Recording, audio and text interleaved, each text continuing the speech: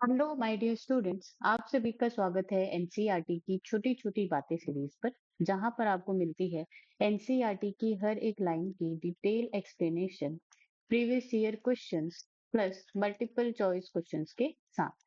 जी हाँ, अगर आप क्लास 11th में हैं, क्लास 12th में हैं या आप एक ड्रॉपर स्टूडेंट हैं जो नीट एग्जाम की प्रिपरेशन कर रहे हैं, तो आप बिल्कुल सही जगह पर आए हैं। जी हाँ, मैं हूँ सरला साहू और आप देख रहे हैं gate science Sarla YouTube channel. तो चलिए शुरू करते हैं हमारा आज का लेक्चर। आज हम पढ़ने जा रहे हैं class 11 biology chapter 14, breathing and exchange of gases. और आज का हमारा टॉपिक है रेस्पिरेटरी वॉल्यूम्स एंड कैपेसिटीज। ठीक है, सो that is the very very important topic. तो इसे शुरू करने से पहले ध्यान देने वाली बातें, आपके पास आपकी एनसीईआरटी होनी चाहिए। ठीक है, इसके अलावा पेन एंड कॉपी होनी चाहिए ताकि आप इंपॉर्टेंट पॉइंट्स को हाईलाइट कर सके, मार्क कर सके। सेकंड, अगर आपको वीडियो स्लो लग रही होगी तो आप इसको 1.25x स्पीड में इंक्रीज करके देख सकते हैं।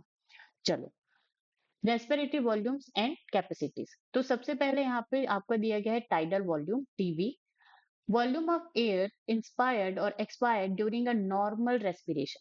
तो जब हम नॉर्मल रेस्पिरेशन करते हैं, ठीक है, उस टाइम पे जितना एयर आप क्या करते हो, ब्रीथ इन करते हो, इंस्पायर करते हो, और जितना एयर आप ब्रीथ आउट करते हो, एक्सपायर एक्सपायर करते हो। ठीक है, तो यहाँ पे जितना वॉल्यूम ऑफ एयर यहाँ पे इंक्लूड होता है उसको बोला जाता है टाइडल वॉल्यूम। और इस टाइम पे, ठीक है, इस ड्यूरेशन में, नॉर्मल रेस्पिरेशन के ड्यूरेशन में आप जो है अप्रोक्सीमेटली 500 ml ऑफ एयर को क्या करते हो, यहाँ पे यूज करते हैं। ठीक है, that is a healthy man can inspire और expire approximately 6000 to 800 ml of per minute. अब इसको कैसे कैलकुलेट किया गया, देखो, हमने कल के लेक्चर में यहाँ पे पढ़ा था कि हेल्दी ह्यूमन कितना ब्रीथ करता है, 12 टू 16 टाइम्स पर मिनट। एक मिनट में वो कितने बार ब्रीथ करेगा, 12 टू 16 टाइम्स। ठीक है, अब यहाँ पे जो है आपका जो नॉर्मल नॉर्मल रेस्पिरेशन का जो रेट है, जो वॉल्यूम है, टाइडल वॉल्यूम है, वो कितना है, 500 ml। तो एक मिनट में आप जो है वहां पे कितना जो वॉल्यूम ऑफ एयर है आप उसको यूज कर रहे हो। तो आप यहाँ पे क्या करोगे, 12 इंटू 500, ठीक है, और यहाँ पे 16 इंटू 500।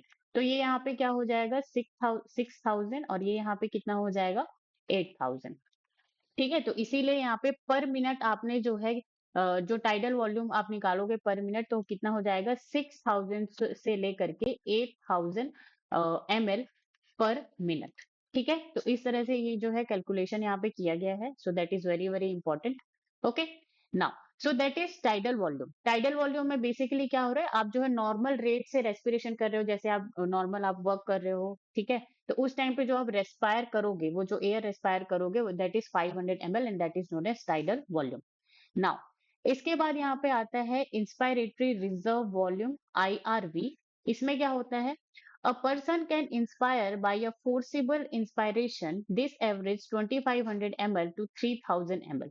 अब देखो, यहाँ पे आप जब कोई काम कर रहे हो और आप बैठे हो, ठीक है, तो वहां पे आपके क्या होगा, नॉर्मल रेस्पिरेशन होगा। लेकिन आप इस इंस्पायरेशन को, ठीक है, ये जो आप इनहेलेशन कर रहे हो, इसको आप क्या कर सकते हो, इंक्रीज कर सकते हो फोर्सिबल वे में। ये कैसे पॉसिबल होता है, देखो, हमने ये भी पिछले लेक्चर में पढ़ा है क्या, कि ability to increase the strength of inspiration and expiration. तो हमारे पास क्या होता है, एबिलिटी होता है कि हम जो है ज्यादा से ज्यादा एयर ब्रीद इन कर सकते हैं, ठीक है, सांस अंदर ले सकते हैं, और उसी तरह से फोर्सफुली हम क्या कर सकते हैं, उस एयर को हम एक्सपायर भी कर सकते हैं, एक्सेल कर सकते हैं। ओके, और ये किसकी वजह से होता है, internal intercostal muscles and abdominal muscles की वजह से होता है। ये जो फोर्सिबल इंस्पायरेशन और एक्सपायरेशन है, ये सारी प्रोसेस जो है। ओके, तो यहाँ पे आप क्या कर रहे हो, मैक्सिमम जो है आप फोर्सिबल इंस्पायरेशन करके कितना एयर जो है आप ब्रीदिंग कर सकते हो। तो यहाँ पे इसको क्या बोला जाता है, इंस्पायरेटरी रिजर्व वॉल्यूम, जैसे कि आप इस इमेज में देख सकते हैं। और यहाँ पे ये कितना है, 2500 ml टू 3000 ml। ठीक है, तो ये जो वॉल्यूम ऑफ एयर है, इसका जो यहाँ पे क्या है, अमाउंट है, इसको आपको क्या रखना है, याद रखना है। अब यहाँ पे same just opposite, expiratory reserve volume, इसका मतलब आप क्या है कि फोर्सिबल आप कितना ज्यादा एक्सपायर कर सकते हो, ब्रीद आउट कर सकते हो एयर फोर्सफुली। ठीक है, this is average 1000 ml to 1100 ml। ये यहाँ पे आप क्या कर रहे हो, फोर्सफुल यहाँ पे क्या कर रहे हो, आप एक्सेल कर रहे हो, एक्सपायरेशन कर रहे हो। तो इसका जो वॉल्यूम है वो 1000 टू यहाँ पे कितना हो जाएगा, 1100 ml। नाउ, अब यहाँ पे आता है residual volume, that is very very important. Volume of air remaining in the lungs even after a forcible expiration, this average 1100 ml to 1200 ml. अब देखो आपने क्या किया, आपने फोर्सफुली एक्सपायरेशन किया, ठीक है, आप जो है अपने लंग से जितना ज्यादा हवा जो बाहर निकाल सकते थे उसको आपने क्या कर दिया, बाहर निकाल दिया, ठीक है. तो यहाँ पे क्या हुआ, फोर्सफुल यहाँ पे एक्सपायरेशन आपने किया. उसके बावजूद भी लंग्स के अंदर आपका जो है कुछ एयर, ठीक है, कुछ वॉल्यूम ऑफ एयर जो है रह जाता है, जिसको बोला जाता है रेजिडुअल वॉल्यूम बोला जाता है, और ये 1100 से 1200 ml तक का होता है, ठीक है.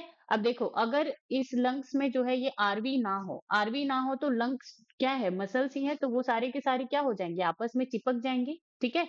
तो यहाँ पे जो है ये जो चिपकने वाला जो प्रोसेस है एक दूसरे में, इसको अवॉइड कराना होता है, इसीलिए यहाँ पे रेसिडुअल वॉल्यूम प्रेजेंट होता है, रिमेनिंग एयर प्रेजेंट होता है जब आप फोर्सिबल एक्सपायरेशन जितना ज्यादा जो है हवा को बाहर निकाल सकते हैं उसके बाद भी, ठीक है. सो that is residual volume. Now तो यहाँ पे रेस्पिरेटरी वॉल्यूम्स, ठीक है, तो यहाँ पे आपको जो है four tidal volume, IRV, ERV and residual volume, ये जो है यहाँ पे टेबल के फॉर्म में लिखा गया है, आप इसको नोट कर सकते हैं. Okay. Now by adding up a few respiratory volumes described above, one can derive various pulmonary capacities which can be used in clinical diagnosis. अब यहाँ पे जितने भी हमने क्या पढ़ा, वॉल्यूम्स पढ़े, ठीक है, रेस्पिरेटरी वॉल्यूम्स को ऐड करके, ठीक है, डिफरेंट डिफरेंट रेस्पिरेटरी वॉल्यूम्स को ऐड करके यहाँ पे रेस्पिरेटरी कैपेसिटीज बनाई जाती हैं. क्या ठीक है, रेस्पिरेटरी कैपेसिटीज, इसी को और आप क्या कह सकते हो, पल्मोनरी कैपेसिटीज, और ये हेल्प करता है किसमें, क्लिनिकल डायग्नोसिस में. तो सबसे पहले यहाँ पे दिया गया है इंस्पायरेटरी कैपेसिटी. अब देखो कैपेसिटी का मतलब क्या होता है, कैपेसिटी का मतलब जो है आप मैक्सिमम उतना आप कर सकते हो. जैसे आप डेली हर रोज आप कितना पढ़ रहे हो, 2 to 3 आवर पढ़ रहे हो आप, ठीक है, per day, 2 to 3 hour per day, but आपकी कैपेसिटी कितनी है, आप डेली के डेली कितना 8 to 10 आवर्स आप क्या कर सकते हो, पढ़ सकते हो daily. So that is your capacity. और ये जो 2 से 3 आवर है वो क्या है, आपका यूजुअल है, ओके. लेकिन आप हर रोज पढ़ने की कैपेसिटी कितनी है, 8 to 10 आवर्स, ओके. तो देखो यहाँ पे जो इंस्पायरेटरी कैपेसिटी है इसको हम इसी तरह से समझेंगे. Total volume of air a person can inspire after a normal expiration. This includes tidal volume and inspiratory reserve volume TV plus IRV. तो यहाँ पे ये जो इंस्पायरेटरी कैपेसिटी है इसमें क्या हो रहा है, जब पर्सन क्या कर रहा है, inspire after a normal expiration.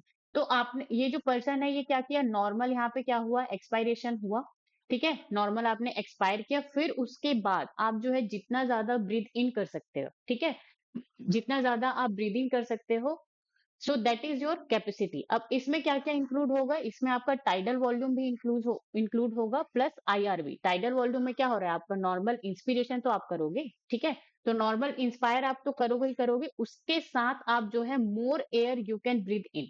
Tidal volume के साथ, नॉर्मल ब्रीदिंग के साथ साथ आप जो है और मैक्सिमम एयर जो आप क्या कर सकते हो, सांस अंदर ले सकते हो, ओके. तो ये दोनों को मिला के, ये जो नॉर्मल ब्रीदिंग है और more air you can breathe in, इसको मिला करके यहाँ पे क्या बोला जाता है, इंस्पायरेटरी कैपेसिटी बोला जाता है, ठीक है. तो जैसे आप जो है यहाँ पे 2 to 3 hour per day usually पढ़ रहे हो, so that is your tidal volume मान के चलो, ठीक है. नॉर्मली आप जो है टाइडल वॉल्यूम में 500 ml में आप क्या कर रहे हो, आपका जो है नॉर्मल इंस्पायरेशन आपका चल रहा है. लेकिन आप कर कितना सकते हो, 8 to 10 आवर पर डे. इसका मतलब यहाँ पे जो है आपका ये जो आईआरवी है वो भी आप क्या कर सकते हो, यहाँ पे इंक्लूड कर सकते हो, ठीक है. यहाँ पे जो है मैक्सिमम एयर, ये जो इंस्पायरेटरी रिजर्व वॉल्यूम है जो हमने यहाँ पे पढ़ा कि फोर्सफुली जो इंस्पायरेशन है वो आप कर सकते हो. तो यहाँ पे आप क्या करोगे, ये जो टीवी है और आईआरवी है उसको आप ऐड कर दोगे दोनों को, कि इतना आप नॉर्मल और मैक्सिमम जो है इतना आप ब्रीदिंग कर सकते हो. तो ये क्या हो जाएगा, आपका इंस्पायरेटरी कैपेसिटी, ओके. तो इसमें जो है टीवी इज इक्वल टू यहाँ पे क्या आ जाएगा, आईआरवी. तो ये जो है कितना आ जाता है, इसका volume 3000 to 3500 ml. Expiratory capacity, total volume of air a person can expire after a normal inspiration. This includes tidal volume and expiratory reserve volume. ठीक है। तो देखो यहाँ पे एक्सपायरेटरी कैपेसिटी में क्या हो रहा है, आप जो है नॉर्मल ब्रीदिंग करोगे, सो दैट इज टाइडल वॉल्यूम, और ईआरवी फोर्सफुली जो आप क्या करोगे यहाँ पे एक्सपायर करोगे, फोर्सफुली जो आप एक्सेल करोगे। ठीक है।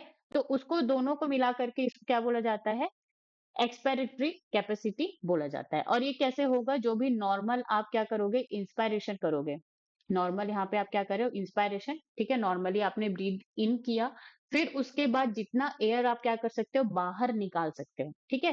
तो इसलिए वहां पे टाइडल वॉल्यूम भी आ जाएगा, और यहाँ पे जो है फोर्सफुली जो आप क्या करोगे, एक्सेल करोगे, वो भी आ जाएगा ERV, expiratory reserve volume. Okay. यहाँ तक बात समझ में आई। तो इसका जो वॉल्यूम ऑफ एयर होता है वो 1500 टू 1600 ml होता है। Okay. Now functional residual capacity. Okay, so that is very very important.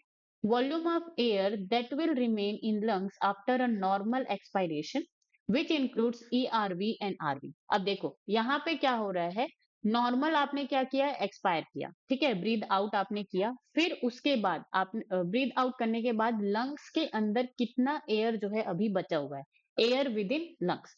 तो देखो हमने तो यहाँ पे रेजिडुअल वॉल्यूम का पढ़ा था कि ठीक है, रेजिडुअल वॉल्यूम में आपने फोर्सफुली क्या किया, फोर्सफुल जो एक्सपायरेशन है, इसका मतलब ये जो ईआरवी है उसको आपने एयर से लंग से क्या किया, बाहर निकाल दिया, तब भी यहाँ पे कुछ एयर बचा हुआ है, दैट इज रेसिडुअल वॉल्यूम। ठीक है।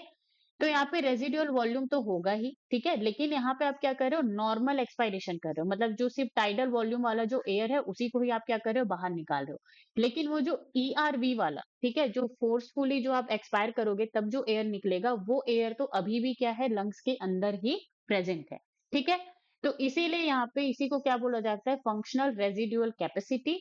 यहाँ पे जो है आरवी और ईआरवी जो है आपका लंग्स लंग्स के अंदर होता है जब आप नॉर्मली एक्सपायर करते हो तो। ठीक है।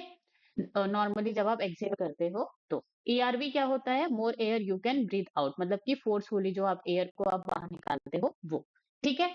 तो आपने नॉर्मल एक्सपायर किया तो यहाँ पे आरवी भी बचा रहेगा, लंग्स में जो एयर प्रेजेंट होता ही है, और प्लस यहाँ पे जो फोर्सफुल एक्सपायरेशन वाला जो एयर है वो भी लंग्स के अंदर बचा हुआ रहेगा। ठीक है। तो ये क्या कितना हो जाएगा, 1100 प्लस 1000। तो यहाँ पे इसका जो वॉल्यूम एफआरसी का वॉल्यूम कितना आ जाएगा, 2100 टू 2300 ml। ओके।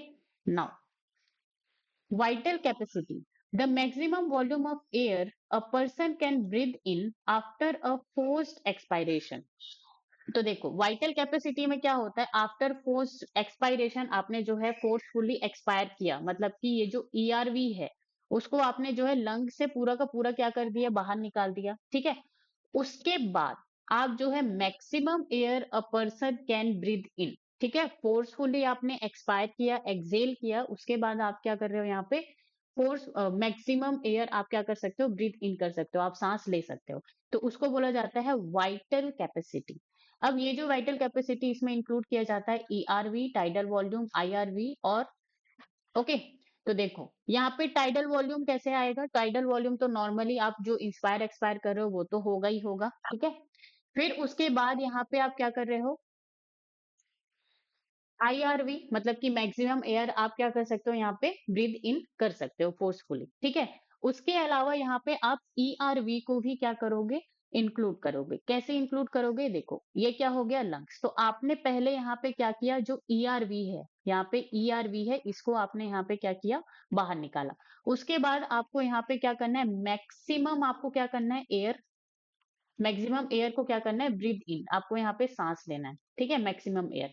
तो यहाँ पे आप टाइडल वॉल्यूम तो लोगे ही, ठीक है, इसके साथ ही साथ इंस्पायरेटरी जो इंस्पायरेटरी रिजर्व वॉल्यूम है वो भी आप लोगे ही लोगे। ठीक है। अब मैक्सिमम तो आप जो है ये ईआरवी है, expiratory reserve volume of air है, उसको भी तो आप क्या करोगे, ब्रीथ इन करोगे ना। ठीक है। यहाँ तक बात समझ में आई। इसीलिए ये जो वाइटल कैपेसिटी है इसमें tidal volume, IRV, inspiratory reserve volume and expiratory reserve volume सबको इंक्लूड किया जाता है। ओके। तो यहाँ पे 500 प्लस 2500 प्लस 1000, तो यहाँ पे कितना हो जाएगा vital capacity, 4000 to 4600। Okay. Now total lung capacity, total volume of air accommodated in the lungs at the end of the forced inspiration. This includes RV, ERV, TV, and IRV और vital capacity plus residual volume। तो देखो total lung capacity का मतलब क्या है कि आप पहले क्या किए, फोर्स्ड इंस्पायरेशन किए, ठीक है, आपने जो है यहाँ पे ये आपका लंग्स है, फोर्सफुली आपने यहाँ पे क्या किया, फोर्सफुली आपने यहाँ पे ब्रीथ इन किया, ठीक है, आपने यहाँ पे सांस लिया, फिर उसके बाद यहाँ पे क्या हो गया, अब इसके बाद आपको देखना है maximum air present with in lungs, तो आपने जो है ब्रीद इन किया फोर्सफुली, अब यहाँ पे कितना मैक्सिमम एयर जो है आपका प्रेजेंट है इनसाइड द लंग्स, तो that is the total lung capacity, कि लंग्स में जो है आपका फोर्सफुली इंस्पायरेशन करने के बाद कितना ज्यादा हवा जो है वहां पे हो सकता है। ओके, तो यहाँ पे टाइडल वॉल्यूम तो होगा, ठीक है, आईआरवी भी होगा, एंड एक्सपायरेटरी रिजर्व वॉल्यूम ये भी होगा, तो ये चीज तो हमने वाइटल कैपेसिटी में देखी।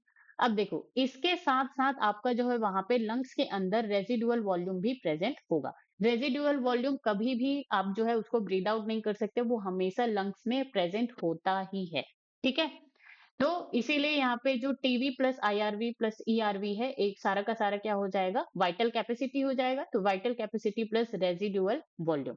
ओके, तो यहाँ पे जो वाइटल कैपेसिटी है इसका यहाँ पे क्या है, 4000 टू 4600 प्लस 1100 टू 1200, इस तरह से, तो यहाँ पे टोटल लंग कैपेसिटी कितना हो जाएगा, 5100 to 5800 ml of air.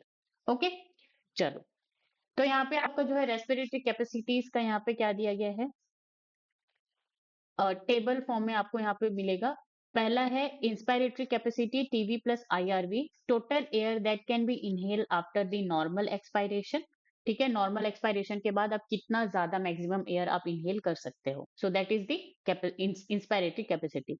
Expiratory capacity tidal volume plus ERV, तो अगेन नॉर्मल आप क्या करोगे, total air that can be exhaled after the normal inspiration, तो नॉर्मल आप यहाँ पे क्या कर रहे हो, ब्रीद इन कर रहे हो, सांस ले रहे हो, उसके बाद आप जो है कितना ज्यादा एयर जो है एक्सेल कर सकते हो, so that is expiratory capacity. फिर यहाँ पे आता है फंक्शनल रेजिडुअल कैपेसिटी एफआरसी, तो इसमें क्या है, air remaining in the lungs after normal expiration, तो नॉर्मल एक्सपायरेशन के बाद आप जो है सांस छोड़ने के बाद आपके लंग्स में कितना हवा वहां पे बचा हुआ है, that is functional residual capacity. फिर यहाँ पे आता है वाइटल कैपेसिटी, तो वाइटल कैपेसिटी क्या है, maximum air expelled after maximum inhalation, तो मैक्सिमम आपने यहाँ पे क्या किया, इनहेल किया, उसके बाद जो है आप कितना ज्यादा जो एयर है उसको एक्सपेल कर सकते हो, बाहर निकाल सकते हो, so that is the vital capacity. I think something is wrong here, so vital capacity is maximum air, तो यहाँ पे क्या हो जाएगा, मैक्सिमम एयर इनहेल, ठीक है, यहाँ पे that is wrong, maximum air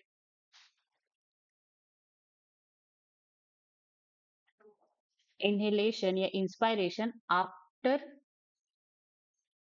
after forced expiration, ठीक है, आफ्टर फोर्स्ड एक्सपायरेशन, तो दिस इज रॉन्ग, ठीक है, ये जो लाइन है ये रॉन्ग है, यहाँ पे आप जो है इसको after forced expiration maximum air person can breathe in, आप जो है ये जो लाइन है इसको आप यहाँ पे लिख सकते हो, that is wrong line. Now total lung capacity क्या हो जाएगा, total volume, total lung volume after maximum inhalation, तो मैक्सिमम आप क्या करते हो, इनहेल करते हो, इंस्पायरेशन करते हो, उसके बाद जो है लंग्स के अंदर आपका जो है कितना एयर यहाँ पे भरा हुआ है, ये कौन बताता है, टोटल लंग कैपेसिटी बताता है। ओके, नाउ तो यहाँ पे आपके लिए क्वेश्चन है, that this question is from री एग्जाम 2024, यहाँ पे जो है रेस्पिरेटरी वॉल्यूम एंड कैपेसिटी दिया गया है, और यहाँ पे उनका क्या दिया गया है, डेफिनेशन दिया गया है, तो इसको आपको क्या करना है, मैच द कॉलम करना है। Okay, next question again match the column, 2024 का क्वेश्चन है। 2023 का क्वेश्चन है vital capacity of lung is, तो इसको हमने अभी देखा है, तो ये आप सॉल्व कर सकते हो, दिस इज 2000, ये क्वेश्चन जो है 2019 का क्वेश्चन है। Okay, so thank you so much guys for the watching, अगर आपको वीडियो अच्छी लगी हो तो like comment share and subscribe, stay tuned on get science Sarla YouTube channel.